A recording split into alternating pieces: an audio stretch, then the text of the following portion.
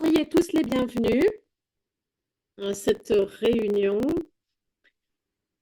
du groupe africain pour l'ICML, la fondation de la LMC. Alors, quelques mots sur notre fondation avant de commencer. Je suis Amanda Willy. Je vais animer cette réunion au nom de la fondation. Alors, l'ICML est une organisation qui regroupe des scientifiques qui a deux priorités: améliorer le résultat, la prise en charge des patients LMC dans le monde. Et deuxièmement, c'est améliorer la prise en charge par l'éducation, la formation grâce à des euh, séminaires de ce type. Et depuis une quinzaine d'années, nous organisons des réunions, des symposiums et maintenant nous faisons des formations en ligne telles que celle-ci. De sorte que, où que vous soyez dans le monde, que vous soyez chercheur, médecin ou autre, vous pouvez partager vos expériences, partager vos connaissances. Et puis, nous voulons également ancrer la puissance de la recherche. Ça, c'est très important. Nous voulons également améliorer les voies vers le traitement, le résultat des traitements. Donc, nous travaillons avec Genomics Alliance, avec Remission Alliance, et nous avons notamment fait beaucoup de choses pendant la Covid. Nous travaillons également sur l'hépatite. Nous nous intéressons à la grossesse dans les pays à revenus intermédiaires. Nous nous intéressons également aux questions pédiatriques dans les pays à revenus faibles et intermédiaires. Donc voilà en quelques mots une introduction sur notre fondation pour ceux qui sont là pour la première fois. Et ce soir, je suis très heureuse parce que nous avons un panel formidable qui va nous parler de deux choses. Nous allons nous intéresser au choix TKI et au séquençage dans un monde où le choix ne cesse d'augmenter. Ensuite, nous aurons une discussion sur les défis autour de la transplantation de cellules souches hématopoïétiques. Alors, je vous présenterai le panel dans un instant. C'est un panel extraordinaire, mais quelques informations d'intendance d'abord. Maintenez vos micros éteints, à moins que vous ne souhaitiez prendre la parole. Nous voulons entendre vos questions. Nous souhaitons vraiment qu'il s'agisse d'une discussion, que tout le monde puisse s'exprimer, mais quand vous n'avez pas de questions à poser, vous éteignez vos micros, s'il vous plaît. Il est formidable également pour nos panélistes de s'adresser à quelqu'un. Donc, si vous pouvez brancher vos caméras, ça serait vraiment très sympathique pour les orateurs. Tout au long de la présentation, n'hésitez pas à écrire votre question dans le chat ou à lever la main pour que l'on puisse vous donner la parole et que vous puissiez poser votre question à l'oral. On vous donnera la parole au moment des questions-réponses. Au moment du débat, c'est toujours très bien de savoir qu'il y a des questions qui attendent. Comme ça, on peut organiser un petit peu l'ordre du jour. Si vous avez des questions d'ordre logistique ou sur l'utilisation du Zoom, je vous invite à envoyer un message direct à ma collègue Stéphanie Bockwinkel. C'est ma collègue à la Fondation et elle est à votre disposition si vous avez des difficultés d'ordre technique. Si vous avez des problèmes liés à l'interprétation, vous pouvez envoyer un message à Laurence ou à Gisèle et elles feront de leur mieux pour vous orienter. Alors, pour notre première question de la soirée, le choix et le séquençage des inhibiteurs de la tyrosine kinase dans un monde où les choix sont de plus en plus nombreux, nous allons donner la parole à Madame Mathilda Ongondi, qui travaille à l'hôpital national Kenyatta à Nairobi. Docteur Mathilda est une hématologue bien connue au Kenya et c'est une bonne amie de la Fondation. Elle a contribué considérablement à notre travail dans le domaine du Covid et elle fait partie du groupe directeur de la Fondation. Elle a participé à de nombreuses discussions. Et grâce à elle, nous avons pu organiser beaucoup de choses au Kenya, notamment avec la Société d'oncologie et d'hématologie. Donc, Mathilda, merci beaucoup d'être parmi nous à nouveau aujourd'hui. Et pour répondre au cas présenté par le docteur Mathilda, nous aurons le professeur Susanna Sauzele, qui est vraiment une pointure dans la matière. Suzanne contribue également au travail de la Fondation de longue date. C'est quelqu'un qui est grande connaisseuse de toutes ces questions. Alors, c'est le début, c'est une première dans nos séminaires, mais je crois que c'est une opportunité unique pour vous. Alors, Mathilda, je vais peut-être vous demander de projeter vos diapositives, mais quand même, avant cela, je voudrais dire que nous aurons également les présentations du professeur Bozoré Godwin Nozakare de l'Université du Bénin, Nigeria, et le professeur Naïm Chaudhry de l'hôpital spécialisé du roi Faisal de Riyad, en Arabie Saoudite. Alors, Mathilda, est-ce que vous pouvez, pardon, projeter vos diapositives? Est-ce que vous voyez mon écran? Pas encore.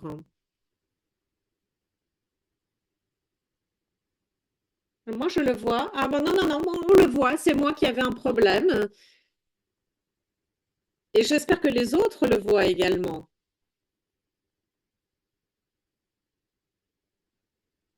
Il faut peut-être appuyer sur le bouton voir l'écran. Mathilda, je vous en prie, allez-y. Allez-y. Avec le TQI et le séquençage du traitement dans un monde d'options croissantes. Merci, soyez les bienvenus à ce groupe de discussion africaine pour partager les expériences de notre région. C'est un plaisir pour moi d'être ici et de pouvoir participer à cette discussion avec des experts tels que le professeur Suzanne et puis comparer un petit peu nos notes et essayer de proposer quelque chose pour optimiser la prise en charge des patients. Alors, ce que je me propose de faire est la chose suivante. D'abord, voir quels sont les défis de la région, quels sont les besoins aussi non satisfaits dans la région, voir les programmes qui existent et ensuite nous passerons très rapidement à la présentation des cas et puis ensuite le débat.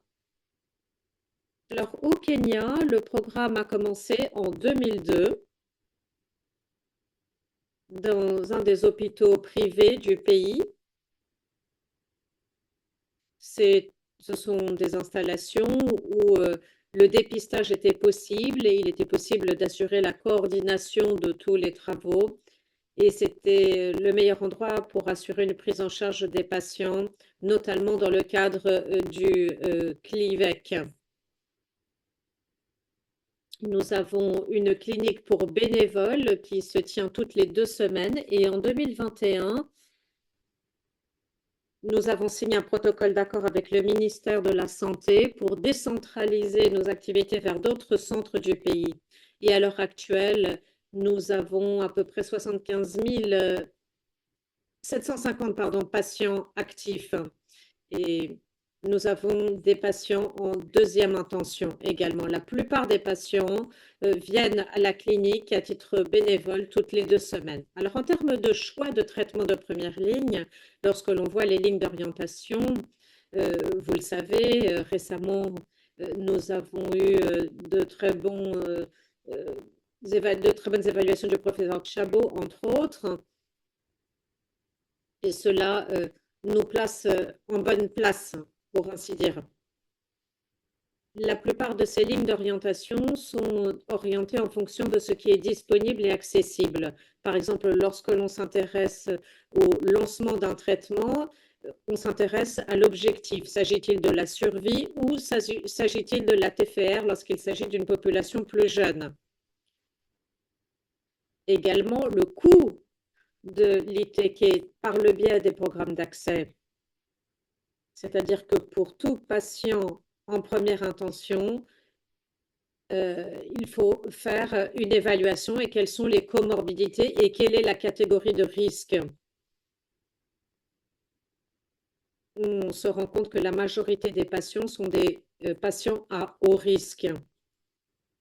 Et c'est la raison pour laquelle ils choisissent des thérapies de première ligne en fonction des causes plus ou moins graves. Ici, nous voyons les besoins non satisfaits de la région. Alors, je peux parler essentiellement du Kenya, mais nous sommes en contact avec d'autres collègues et nous nous rendons compte qu'il y a des doublons. Alors, les tests ou le dépistage est un vrai problème. Obtenir une plateforme périphérique avec des systèmes de reporting, tout cela pose problème. Il y a très peu de secteurs qui, de fait, permettent des dépistages PCR corrects. Et très souvent, c'est très cher et donc cela a une influence sur la capacité des patients à avoir accès au traitement dès qu'il y a un doute clinique. Par ailleurs, il n'est pas toujours possible d'avoir accès au centre. Et il y a des obstacles financiers qui sont évidents pour un certain nombre de patients. À partir du moment où les patients sont là, vous savez que les lignes d'orientation disent qu'il faut assurer un suivi dans la prise en charge et parfois ce n'est pas simple. Nous avons une recommandation, à savoir un PCR au moins une fois par an, mais parfois ce n'est pas possible. Il y a également les tests de mutation, et là aussi cela représente parfois des difficultés.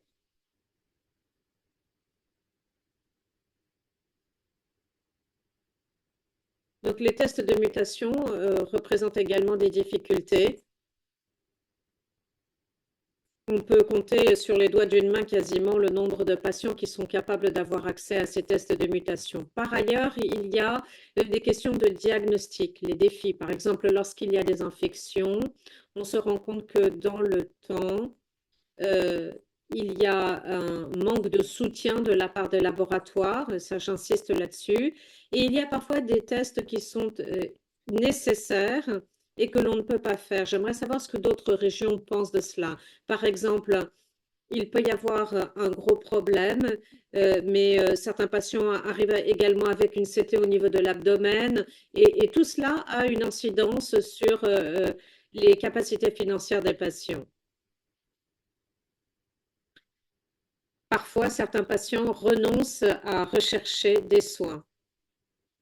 Le contrôle, je l'ai déjà mentionné, et puis la conformité. Ça aussi, c'est très difficile, en particulier lorsque l'on pense aux jeunes.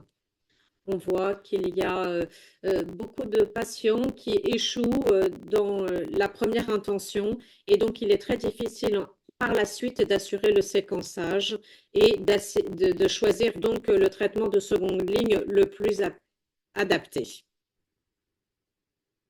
Alors, je pensais passer là-dessus, mais je me suis dit qu'il était important quand même, euh, qu'il est important de le mentionner. Ici, nous avons un jeune patient de 24 ans. La plupart des patients de notre région sont assez jeunes, entre 40 et 45 ans. Et dans une étude semblable qui a été faite récemment, on s'est rendu compte que c'était à peu près cette tranche d'âge. Comme on le voit en Occident. Et pour ce jeune de 24 ans, il avait un malaise au niveau du quadrant supérieur gauche, il avait une perte de poids de 4 kilos, il avait occasionnellement des maux de tête, des fièvres, pas de comorbidité, ni d'antécédents familiaux. Et en fait, il avait surtout, il était en dessous au niveau des signes vitaux, il n'a pas de pâleur ni de lympanopathie. Donc en fait, nous pouvons voir une anémie de 3,3, on voit une cytose de 34,77. C'est la présentation de nos patients. Il avait un TBF qui montrait un spectrum de maturation totale. Et donc, nous voyons un BLAS de 3%. Donc, on était à la phase chronique, il était à la phase chronique de LMC et pour ce type de situation, il faut faire un test de moelle osseuse et comme on n'a pas pu le faire, le contrôle tous les 3 mois, donc il faut quand même pouvoir classer et traiter le patient, bien que plus de 80% de nos patients se présentent en phase chronique. Mais là, nous avons une accélération des risques de blast important. Et donc, il avait un ALT à taux normaux. Et on va voir pourquoi c'est important dans le cas qui nous occupe. Et comme je l'ai mentionné, pour ce patient, il avait aussi fait un CT d'abdomen et du pelvis. Si on cherche quelque chose de spécifique, il avait un niveau de CML important. Et nous avons discuté le diagnostic avec son patient.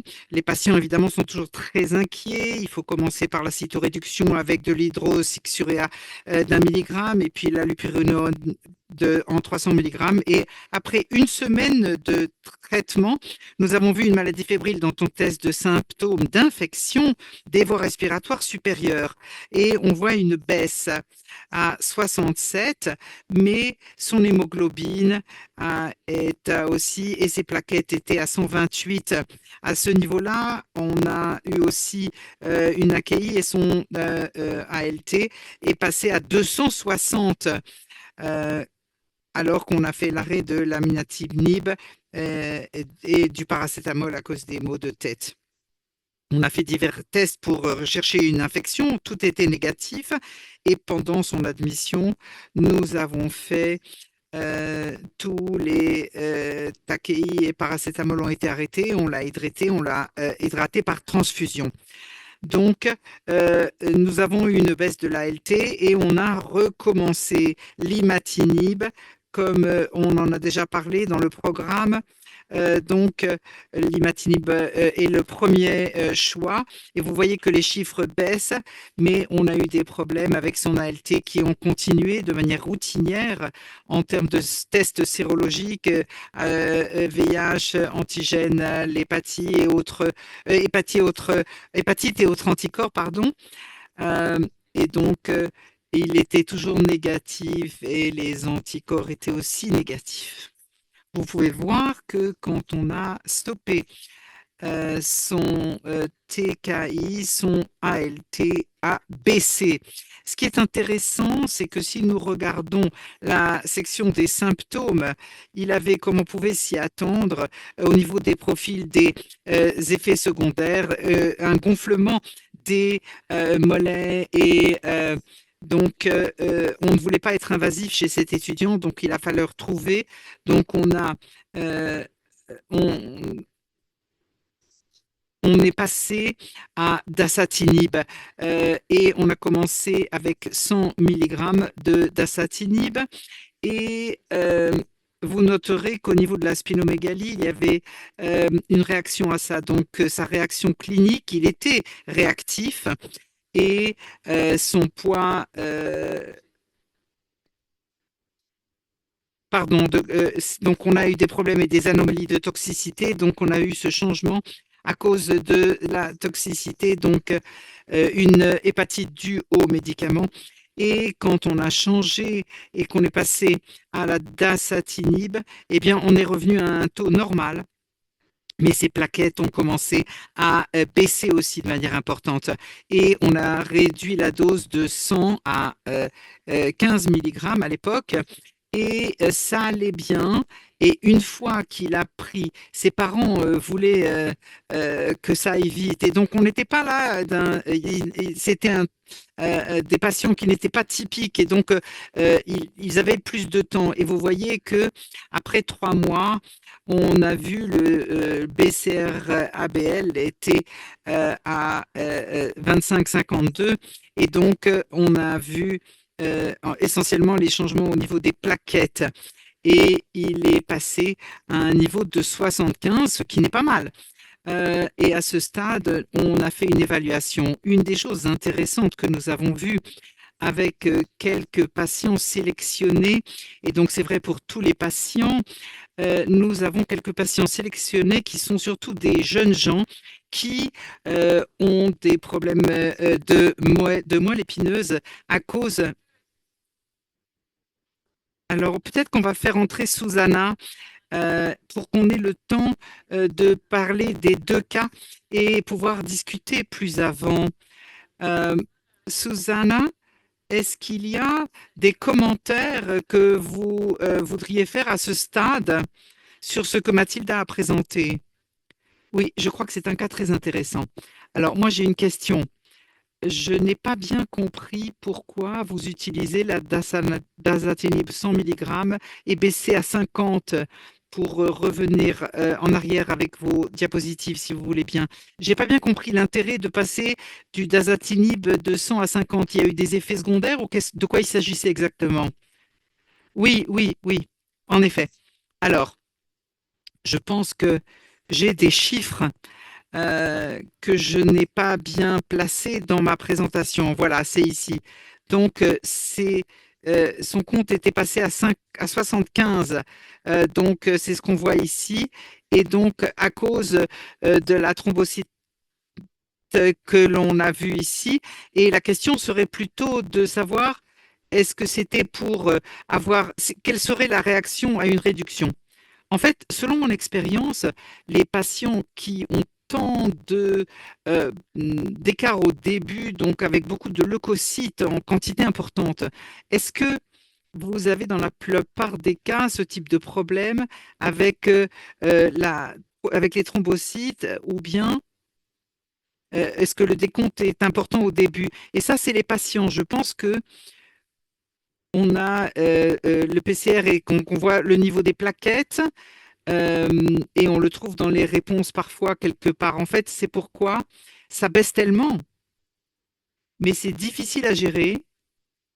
La thrombocytopénie, mais ce que j'essaie de faire, c'est une réduction plus importante. Euh, 72 000, moi je descends à une dose de 30. Probablement, c'est un problème dans vos pays parce que je peux voir effectivement, moi, mes patients toutes les semaines. Et si je lui dis, vous venez la semaine prochaine, il vient la semaine suivante. Donc, j'ai un peu plus de contrôle, ce qui n'est certainement pas aussi commun chez vous. C'est certainement plus difficile de voir les patients de manière hebdomadaire. Donc, c'est un problème évidemment de contrôler. Mais ce que je sais, en tout cas en France, mais ce que je fais avec certains patients, c'est que je donne de la cortisone. Euh, et donc les plaquettes montent un peu, et alors on n'a pas besoin d'interrompre la thérapie ou réduire le dosage. Je pense que dans ce cas, ce n'est pas étonnant qu'ils soient encore à 25% de PCR parce que l'interruption thérapeutique, les réductions de dosage avec un tel dosage, et c'est celui qu'il aurait dû avoir à ce stade. Donc je suis assez sûre que c'est un patient pas facile, je vois bien. Mathilda. Naïm a une question. Il y a une question dans le chat. Naïm, est-ce que vous voulez intervenir? Oui, un commentaire sur Mathilda. Est-ce qu'elle a dit? Est-ce que vous voyez la chute des plaquettes chez le patient? Euh, et on voit qu'il y a une bonne gestion du TKI. Est-ce que vous avez essayé de faire quelque chose pour donc avoir une post-dose, si vous voulez? Parce que parfois, au début, vous avez une réaction qui est restreinte, mais après, il faut continuer avec la médication et ensuite voir la réaction. Excellente question, merci beaucoup. Le cas échéant, nous avons essayé les antagonistes de thrombokine et j'aimerais bien savoir ce que le professeur Suzanne fait à cette phase et quel serait le seuil que vous auriez pour les statines euh, pour ces médicaments. En fait, nous ne pouvons pas prescrire euh, d'antagonistes. Non, on ne peut pas le faire. Le patient, non, c'est pas commun en fait. Donc je peux pas le faire. Voilà. C'est pas que je peux pas le faire, mais c'est pas commun, disons, c'est pas courant. Parfois on peut essayer si ça marche, mais en tout cas, je pense que c'est tellement compliqué en Allemagne d'obtenir un médicament pour un patient. J'irais plutôt vers une corticothérapie, une thérapie à la cortisone pour avoir plus de réussite. Dans beaucoup de cas, en tout cas dans mon environnement, c'est ce qui a fonctionné. Et qu'est-ce que vous commenteriez avec la consigne sur euh, la stimulation par les antagonistes qui crée plus de sélection clonale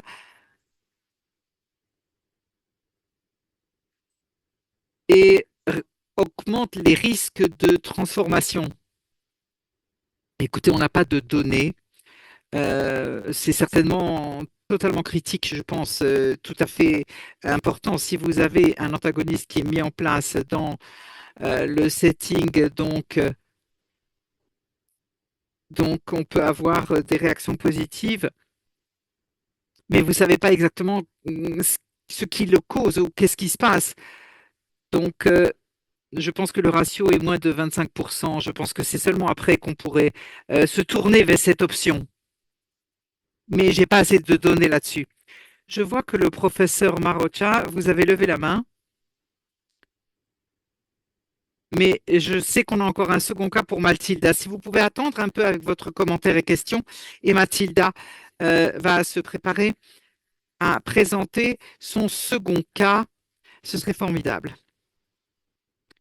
Je voudrais juste répondre au professeur, à la question du professeur Mathilda. Nous avons en Inde, nous avons l'agent de stimulation orale et nous ne réduisons pas les doses de DKI avec un décompte en dessous de 50 000 plaquettes. Et ça finit par se stabiliser. Il y a des préoccupations d'utiliser plus de, d'agents thrombostimulateurs euh, qui peut amener des crises blastiques. euh, et donc, c'est en dernier recours qu'on les utilise. Et en fait, c'est tout à fait positif pour les patients. Merci. Mathilda, continuez avec votre second cas et ensuite on aura encore du temps pour les questions pour passer au deuxième sujet. Formidable. Donc, pour ce premier cas, nous avons vu les symptômes et le profil des effets secondaires, hein, et le suivi en laboratoire, hein, notamment pour les plaquettes, pour avoir un seuil de 50. Et nous avons essayé d'optimiser l'ITK avant de changer d'option. Alors ici, nous avons le cas numéro 2, qui est une femme de 40 ans, avec un cadran supérieur gauche gonflé. Et ce cas est un petit peu différent parce que cette patiente avait une LDN généralisée avec une fatigabilité facile. Elle avait des problèmes au niveau cervicaux. Elle avait 6 sur 10 centimètres, donc des multiples, enfin des gros nodules. Et puis également une phlénomégalie massive au niveau du bassin.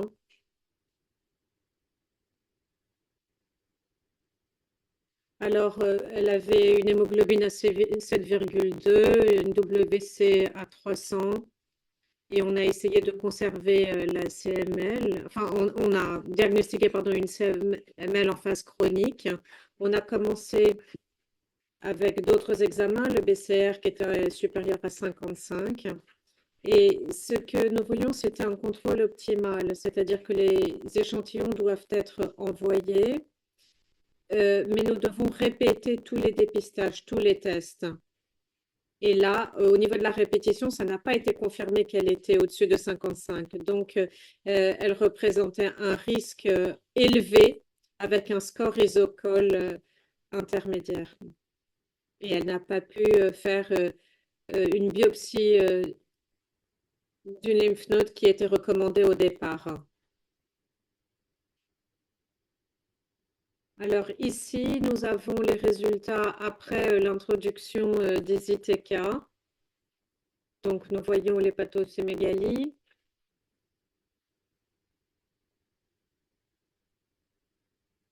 Elle a pu récupérer un certain niveau d'énergie, mais ce fut de courte durée. Quelques mois plus tard, elle a commencé à avoir des douleurs articulaires associées à une leucocytose. Et ça, c'était préoccupant parce qu'on se dit qu'elle n'allait peut-être pas répondre à l'imatinine. Rappelez-vous, tout à l'heure, j'ai dit qu'elle avait des gros nodules, ce qui n'est pas atypique d'emblée dans les phases chroniques. Donc nous étions inquiètes, on se disait qu'il y avait peut-être une transformation, une crise blastique en phase accélérée de la LMC. Et de fait, elle a eu une anémie assez importante, elle a été hospitalisée et elle était à 5 au moment de l'hospitalisation. Et effectivement, les blastes dans la moelle ont été confirmés. Donc, il y a vraiment eu une transformation. Rappelez-vous, au début, il y avait une biopsie Tryphone et on se dit qu'on a peut-être raté quelque chose au début. Et c'est la raison pour laquelle elle a fait de la chimiothérapie, parce qu'elle avait des symptômes obstructifs. Et plus tard, lorsque nous avons obtenu d'autres informations, on s'est rendu compte qu'elle avait une leucémie aiguë biphonotypique. Mais elle a refusé le traitement et elle a demandé à sortir. Alors, professeur Suzanne, qu'est-ce que vous en pensez ici? Elle avait une crise blastique. Quelle serait votre recommandation? Est-ce qu'il fallait faire d'autres examens? Elle ne pouvait pas faire un test de BCR sur 3 mois, en dépit des résultats de la biopsie initiale. Et puis, il y a également les déterminants socioculturels. Elle a refusé le traitement et elle a demandé à sortir. Elle a voulu recourir à la médecine traditionnelle. Effectivement, il peut y avoir un problème au niveau extramédulaire dès le départ. C'est une autre définition des crises blastiques. En général, ces crises blastiques répondent bien aux ITK, aux ITK. Donc, il y aurait dû avoir une réponse dès le départ. Donc, cette première réponse, de fait, n'est pas surprenante, mais elle est de courte durée. Et donc, chez nous, par exemple, nous recommandons de commencer avec les inhibiteurs et de ne passer à la chimiothérapie que si c'est absolument nécessaire. Si ce n'est pas nécessaire, on peut s'en tenir aux ITK avant la greffe. Mais je ne sais pas, est-ce que vous auriez changé quelque chose dans la prise en charge si vous aviez su qu'il y avait quelque chose dans les nodules de la nymphe? Oui, c'est intéressant parce que nous avons eu une autre patiente semblable et on a essayé de les suivre de près l'une et l'autre. Et l'autre, on l'a encouragée à faire les choses différemment, à faire en tout cas un BCR tous les 6 mois pour pouvoir mesurer la perte moléculaire plus tôt. Et la seule différence, ce sont peut-être les patients qui...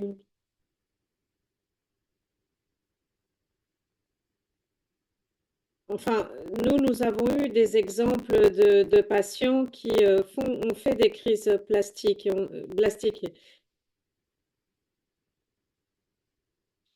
Avec l'ITK, au bout de 6-7 mois, nous avons obtenu dans la plupart des cas de bons résultats parce que la greffe n'est pas toujours une option pour les patients. Naïm, vous avez levé la main?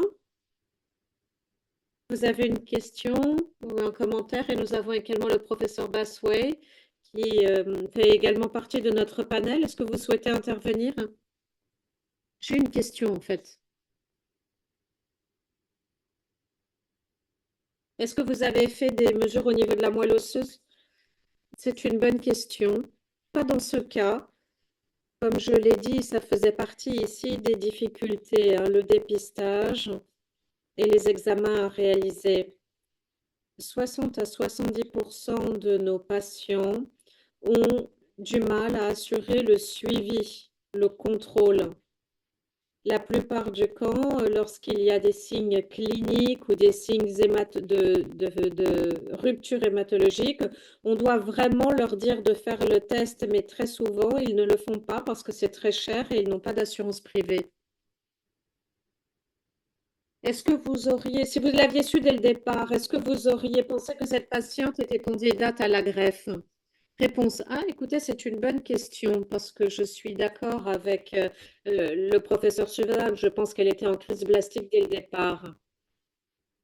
Écoutez, d'emblée, compte tenu de la réalité financière qui était la sienne, je crois que j'aurais essayé d'optimiser l'ITK. Je serais passée à la pronatinib pour essayer de lui donner les meilleures chances. Parce que de toute façon, elle n'aurait pas pu faire les tests de mutation de l'ITK. Donc, on n'aurait pas pu sélectionner les bons ITK. Ça aussi, une autre difficulté. Et je pense que le professeur Suzanne va en parler parce que il y a la question du séquençage de l'ITK. Et très souvent, le problème n'est pas que nous ne voulions pas faire ce séquençage, mais c'est qu'il y a un problème de suivi. Donc, c'est pourquoi nous aurions pu choisir le ponotinib. Je ne sais pas ce que vous en pensez. Le séquençage en l'absence de tests de contrôle, qu'est-ce que vous en pensez? C'est une excellente question, effectivement. Oui, avec la ponatinib, je pense que l'étape suivante est celle que vous mentionnez. Le problème, c'est de savoir s'ils ne répondent pas à la ponatinib. Alors à ce moment-là, qu'est-ce qu'on fait? Là, cela signifie qu'il y a une mutation et il est difficile de proposer une autre prise en charge. Pour autant, écoutez, vous n'êtes pas le seul pays à rencontrer ces difficultés. Donc, je crois que on doit travailler peut-être au niveau politique, c'est-à-dire qu'est-ce que l'on peut faire? Ça, c'est une question importante. Si vous dites que tout le monde peut faire un scan, ici, dans notre pays, le scan est 3 fois plus cher qu'un PCR. Donc peut-être qu'il faut faire pression sur les gouvernements, sur votre gouvernement. C'est une question politique, non? Autre chose, je crois qu'il est préférable de faire le séquençage, mais lorsqu'il y a une crise blastique, il est très difficile de faire du séquençage parce qu'à ce moment-là, il y a mutation. Donc on peut rester au stade CP. Il peut y avoir un risque de segmentation après. Est-ce que vous pouvez faire de la cytogénétique? Non.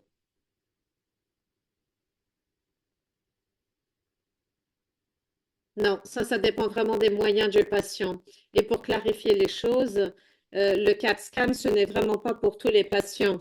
C'est couvert par l'assurance, donc certains pourront l'assumer, mais pas tous. Mais bon, vous soulevez une question intéressante, hein, c'est sûr. Écoutez, c'est formidable toutes ces questions. J'aimerais inviter les participants sur Zoom à poser leurs questions par écrit.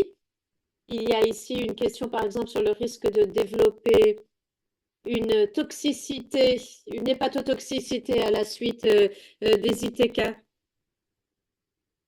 Donc, et puis il y a quelqu'un qui s'appelle Zoom User. Bonjour, je suis Dr. Ami Safir. Merci Mathilda. C'est un commentaire que je souhaiterais faire. J'ai rencontré un cas semblable.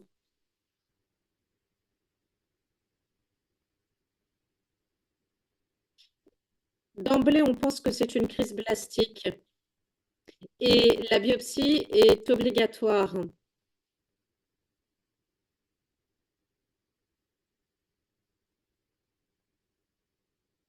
J'avais 2 patientes et j'avais, un diagnostic de LMC et de lymphome.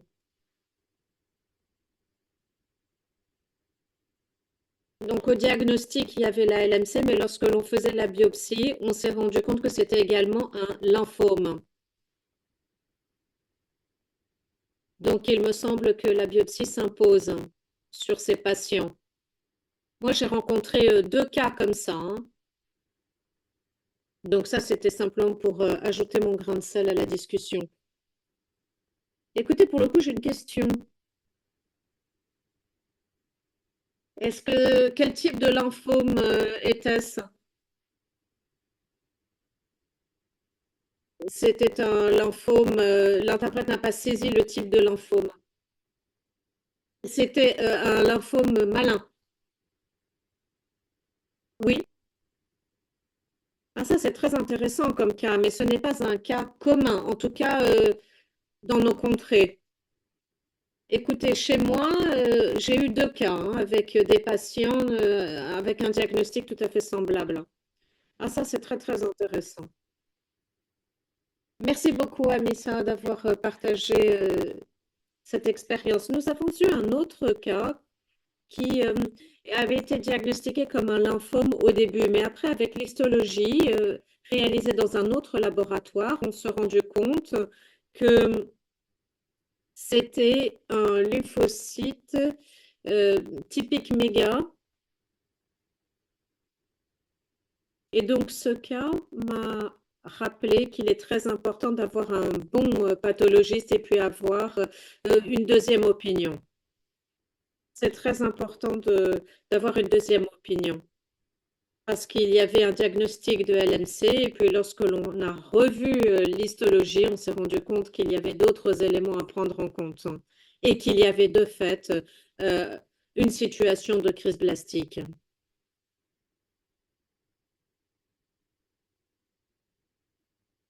By the way, vous souhaitez intervenir? Vous m'entendez? Absolument, on vous entend maintenant. Je suis d'accord avec Mathilde. Ce sont des problèmes que l'on rencontre dans les centres de pays en développement.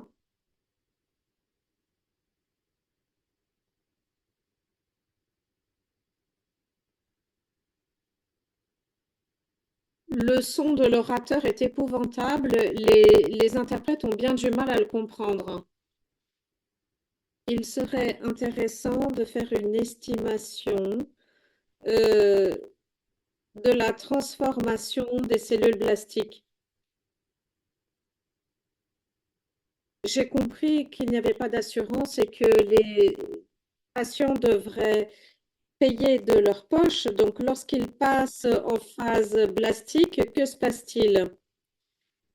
Merci beaucoup de cette question.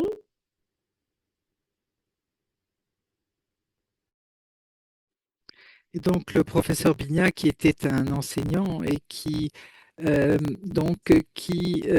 mettait en fait les études de cas de LCM. Et ce que nous avons fait dans notre population, en fait, la présentation plastique, 1,5 à 2 de patients en termes du total des patients. Savoir ce qui est fait pour les patients quand il n'y a pas de possibilité de transplantation, de greffe. Et donc, on les passe surtout à la ponatinib, en particulier avec plus d'accès à l'acizitidine. Et en fait, on met les patients sur acicitidine avec de la conatidine. Et nous avons vu déjà plusieurs patients qui ont bien réagi à cela. Voilà ce que nous faisons aujourd'hui vu l'absence ou le manque euh, d'accessibilité aux greffes. Alors, il y a une dernière question dans le chat. Euh, Et ensuite, nous allons avancer pour qu'on ait le temps pour le sujet suivant. Alors, Aham a mis dans le chat quel est le rôle de l'utilisation de stéroïdes dans les patients de TKI qui sont traités, qui développent des thrombocytopénies. Donc, qui souhaite répondre à cette question, à ce commentaire? Susanna? En fait, je l'ai utilisé chez certains patients et ça a très bien marché. Alors, je pense que l'idée là, c'est un peu aussi les composantes immunitaires comme chez l'ITP avec les thrombocytopénies. C'est des expériences, des expérimentations plutôt. On essaie, parfois ça marche. Et dans ce cas-là, on n'a pas besoin de réduire les TKI. Très bien, y a-t-il d'autres commentaires? Non, je n'ai pas utilisé de stéroïdes pour les thrombocytopénies, mais des Tomobail, et donc j'essaye de réduire la dose de TKI, mais pas trop. Mais tant qu'on est au-dessus de 3000 plaquettes, je me sens plus ou moins rassurée. Donc, à ce moment-là. Je voudrais savoir aussi quelle est l'expérience des autres collègues d'autres pays sur ce qui concerne les cytopénies avec le TKI, parce que c'est quelque chose que nous voyons de manière surprenante chez les patients plus jeunes. Vous pensez que c'est plutôt le cas chez les patients plus âgés, mais les patients jeunes qui vraiment ont des problèmes. Donc vous faites une moelle osseuse et vous voyez qu'il n'y a pas de crise blastique, et donc vous faites les tests PCR et vous trouvez qu'ils ont un contrôle de leur maladie, qu'ils ont une bonne réponse moléculaire. Bien, si les participants ont encore des commentaires à ce propos, ce serait intéressant de le voir. Mettez-les dans le chat si vous avez des choses à répondre et on pourra voir plus avant. Mais maintenant, nous allons dire merci beaucoup à Mathilda d'avoir présenté ces cas et pour avoir stimulé cette discussion fantastique. Et merci Susanna pour votre répondant. Et nous allons passer maintenant au second sujet maintenant. Le professeur Bazaway, si je peux vous demander de mettre en place vos PowerPoint pour qu'on puisse les voir. Quelques mots de présentation pour nos deux prochains panélistes qui